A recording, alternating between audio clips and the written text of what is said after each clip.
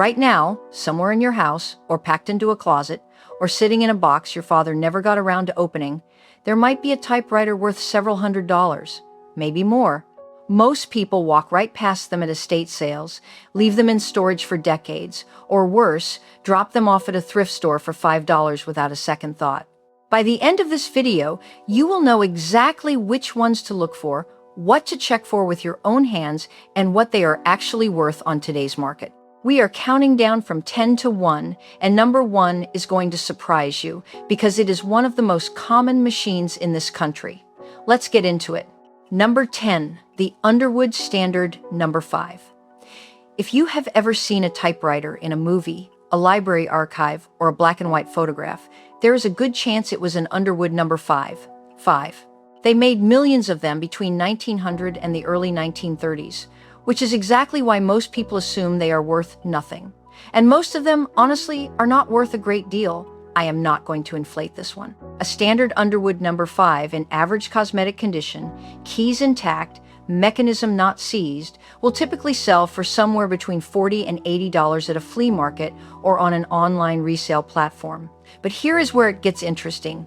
If yours has a 2-color ribbon selector, a backspacer key, and the original glass keys with the individual letter inserts still intact and not yellowed or cracked, you are looking at closer to $150 to $200, sometimes more if the decals on the frame are clean. The decals matter. They are a printed green and gold filigree on black enamel, and on later models they fade or flake. Run your finger very lightly across the side panels. If the decals feel raised and smooth under your fingertip, they are likely original and in good shape.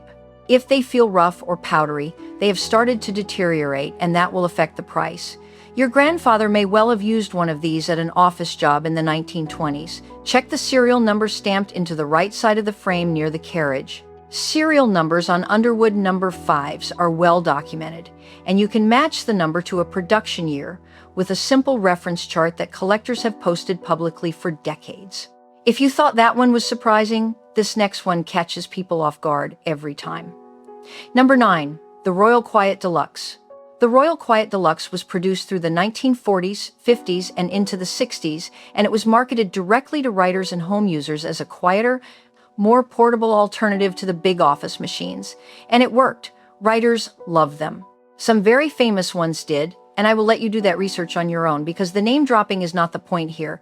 The point is condition and color. Standard gray and green models in good working order sell for around $75 to $125.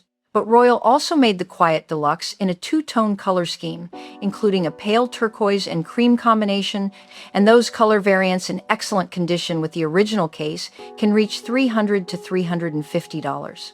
The test here is mechanical. Open the case, set the machine on a flat surface, and type a row of letters. The mechanism should feel snappy, not sticky or stiff. Each key should return cleanly without dragging. If the carriage return lever moves freely and the bell rings at the end of a line, you are working with an intact, functional machine, and that alone adds significant value. A non-functional Royal Quiet Deluxe might sell for $40 for parts. A fully working one in a nice color with its original case is a different conversation entirely. Many of these came home with people from office jobs in the early 60s and sat in closets when electric typewriters took over. Ever wonder why 2 machines can look almost identical from across a room, but one is worth 10 times more? Number 8 is a perfect example of that. The Hermes 3000. This is a Swiss-made portable typewriter manufactured by Hermes Precisa International, and it has a following among collectors that is genuinely passionate. The design is instantly recognizable once you know it. It is compact, with a seafoam green or light gray casing, depending on the production year, and a clean, modern-looking profile compared to the heavier American machines. The Hermes 3000 was produced from the 1950s through the early 1970s. Machines from the first production runs, identifiable by the rounder carriage design and the Hermes 3000 text in a specific arched font on the paper guide, tend to command higher prices. A clean, working Hermes 3000 in its original case will typically go for $250 to $400. Earlier models with the rounder casing and intact color can reach $500. The verification test here is the font plate, the metal strip just above the keys that identifies the model. Look for the model name embossed in that arched lettering, and check the serial number on the underside of the machine, which places it within a specific production window. Hermes serial number records are well preserved and widely referenced by collectors. These were popular among European-educated professionals and academics. If your family has roots in that world, or if someone in your household worked in publishing or academia in the 1960s, it is worth checking what you have. Number 7. The Olivetti Lettera 32. Olivetti is an Italian manufacturer that produced some of the most design-conscious typewriters ever made, and the Lettera 32 is arguably their most collectible, portable. It was designed by Marcello Nizzoli and released in 1963. It is slim, lightweight, and enclosed in a characteristic two-piece colored shell, typically in a muted olive green or a soft red, depending on the production run. The red ones are rarer and more sought after. A standard olive green Lettera 32 in working condition sells for around $150 to $250. A working red model in excellent cosmetic condition with clean keycaps and no cracks in the shell can go for $350 to $500. The check here is the key tops.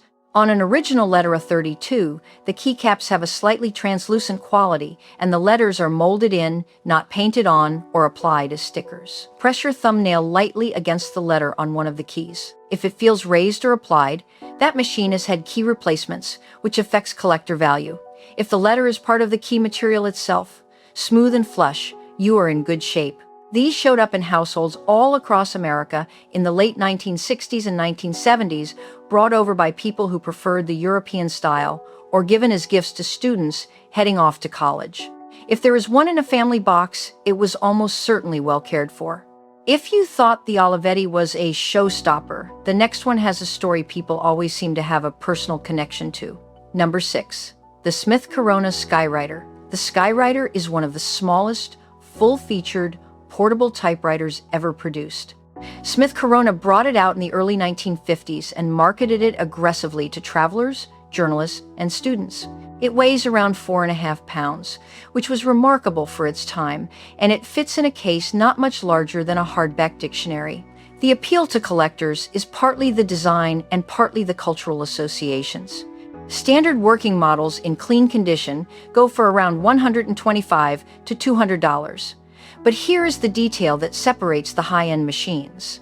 The Skywriter went through several small manufacturing changes between 1950 and 1959, and the earliest units have a distinctive chrome platen knob design that later models replaced with a simpler black plastic version. If your machine has the rounded chrome plating on both platen knobs, and the carriage lock lever is also chrome rather than painted metal, you are likely looking at an early production run, and the value reflects that. Check those knobs. Compare the metalwork on the knobs to the general finish of the body. If it all matches in patina and style, it points to an original, consistent machine. These were popular gifts for fathers and grandfathers who traveled for business. A lot of them ended up in briefcases and never came out again once word processors arrived. Number 5. The Olympia SM series, specifically the SM3, 4, and 7. Olympia is a German manufacturer, and the SM series, produced from the late 1940s through the 1960s, represents some of the finest mechanical typewriter engineering of the mid-20th century. The typing action on a well-maintained Olympia SM is noticeably different from almost any other portable of the era. It is precise, firm, and consistent. Collectors call it a typewriter person's typewriter, meaning the people who actually care about the mechanics of the machine specifically seek these out. An SM3 or SM4 in working condition typically sells for $150 to $250. The SM7, the later and slightly more refined model, can go for $250 to $350. But here is the separator. Olympia produced SM machines in a standard charcoal and gray finish, but they also made limited runs in a two-tone beige and tan color combination for specific markets. Those variant color machines, if in excellent condition with minimal scratching or fading, have sold for over $400. The mechanical test here is simple. Press a single key slowly and feel the full range of motion before the hammer strikes. On an intact Olympia SM, there's a smooth, consistent resistance throughout the full keystroke, with no wobble sideways and no sticky spot on the return. If a key wavers or catches, the mechanism needs attention. If every key you try feels identical and crisp, that is a machine that was either rarely used or very well maintained. And either way, it has retained its value. These turned up in the households of engineers, accountants, and anyone who took their correspondence seriously. And while we are talking about precision engineering, the next one pushes that even further. Number 4, the Underwood Noiseless Portable.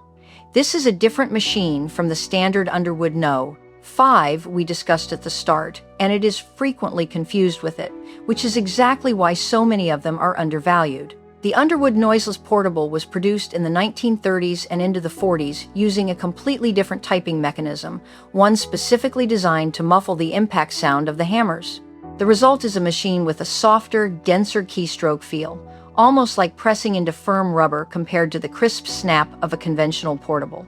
In good working condition, these sell for $250 to $350. What drives the price higher is the original decaling and the condition of the platen, which is the rubber roller the paper wraps around. On a noiseless portable, the platen tends to harden over time, and a hardened platen affects both the typing quality and the collectible appeal. Run a fingernail across the surface of the platen. It should feel firm, but with a slight give, like a hard rubber eraser, not rigid and brittle like plastic. If it still has that quality, the machine is in significantly better preservation than most. The Noiseless name is printed directly on the paper guide in a distinct font. If that text is clear and the machine has its original carrying case, you are looking at the upper end of that price range. These were favored by people who shared office space or typed late at night, and a lot of them ended up in home offices and spare rooms when quieter technologies replaced them. If you have been watching this far, take a second and give this a like. It genuinely helps this kind of research reach people who might be sitting on something valuable without knowing it. Number 3, the Blickensderfer Electric. Now, this is where things get seriously interesting for collectors of mechanical office history. The Blickensderfer Manufacturing Company, based in Stamford, Connecticut, was an early pioneer in typewriter engineering, and while most of their mechanical portable models from the late 1800s and early 1900s are modestly valued, the Blickensderfer Electric, one of the earliest commercially marketed electric typewriter prototypes, is a genuinely rare machine. We are talking about a device developed in the early 1910s, before most homes had reliable electrical power. Very few were produced, fewer still survived intact, and the ones that surface at estate sales and auctions are frequently misidentified as standard Blickensderfer portables by sellers who do not look closely. The distinguishing feature is the motor housing on the right side of the frame, a cylindrical metal casing that a standard Blickensderfer does not have. If you see that motor housing, along with the original Blickensderfer type wheel, which is a small circular disc of type rather than individual hammers, you have something that warrants a much closer look. Verified intact examples in any condition have sold for over $1,000. For a machine like this, at this level of rarity, it is worth having it looked at by a professional before you do anything with it. I want to be clear. I am not telling you it will definitely hit that number. I am telling you it has, when authenticated, and that the risk of underselling one is real. These would have ended up in very specific places: early corporate offices, government buildings, institutions with early electrical infrastructure. If your family had any connection to that world in the early 20th century, the possibility is not as remote as it sounds. Number 2, the IBM Selectric 1, original production run, 1961 to 1966. Most people think of IBM Selectrics as common office machines, and the later production runs are genuinely not worth very much. They made enormous numbers of them over 30 years, and the market is flooded with later models. But the original Selectric 1 from the first 5 years of production is a different story. The first generation Selectric introduced the iconic spinning type ball element, replaced the moving carriage with a stationary paper system, and changed the way offices worked almost overnight. The type ball is the distinctive golf ball-sized sphere covered in typed characters. First generation machines can be identified by the serial number prefix, which begins with 10 for units manufactured in the first production year. You need 2 things to confirm a high-value first generation Selectric. 1, the serial number prefix and the original type ball, which should be an IBM-branded Courier 10-pitch ball. If the type ball has been replaced with a generic or aftermarket element, the collector value drops. Hold the type ball and look for the IBM logo and the pitch designation molded into the plastic. A first-generation Selectric 1 in working condition with the original IBM type ball can go for $350 to $500. A non-working machine, even from the first run, is worth substantially less, so that functioning test matters enormously. These were in nearly every large American office from the early 1960s onward. If your father or grandfather worked in a corporate environment in that era, there is a real chance one found its way home. And that brings us to number 1, the Corona 3 Folding Portable. Made by the Standard Typewriter Manufacturing Company, beginning in 1912, the Corona 3 is arguably the typewriter that brought personal portable typing to the American household. It folds in half. The carriage literally collapses down over the body of the machine, reducing it to a flat package roughly the size of a large book. The folding mechanism is unmistakable. No other common typewriter does this. There were millions of them produced, which is why so many people dismiss them. But here is the thing.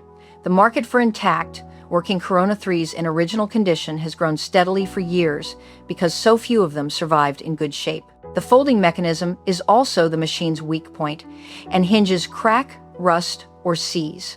A machine where the folding mechanism still works, where the two halves lock cleanly and open smoothly without force, is genuinely uncommon. Those sell for $250 to $400. If yours still has the original leather or leatherette carrying case with the snap closure intact, add another $50 to $100. The test is the fold itself. Open it fully, set it up, type a few words, then carefully fold it back down. If the mechanism glides and locks at both stages without grinding or catching, that machine is in exceptional mechanical condition for its age. These are in boxes, in garages, in closets, in attics, in places where nobody looked twice because everyone assumed they were too common to be worth anything. This is the one almost everyone in this country has owned at some point, and almost nobody prices right. So before you move anything out of storage or leave anything at a donation drop-off, take another look. The Corona 3 is the most common miss I hear about, but every single machine on this list has been undersold or given away because someone did not know what they had. If you have a typewriter that came from a parent or a grandparent, I want to hear about it. Tell me in the comments, whose was it and do you still have it? If you want to keep finding things like this, hit subscribe to the channel. There is a lot more where this came from. Take a closer look at what you already own. You might be sitting on more than you think.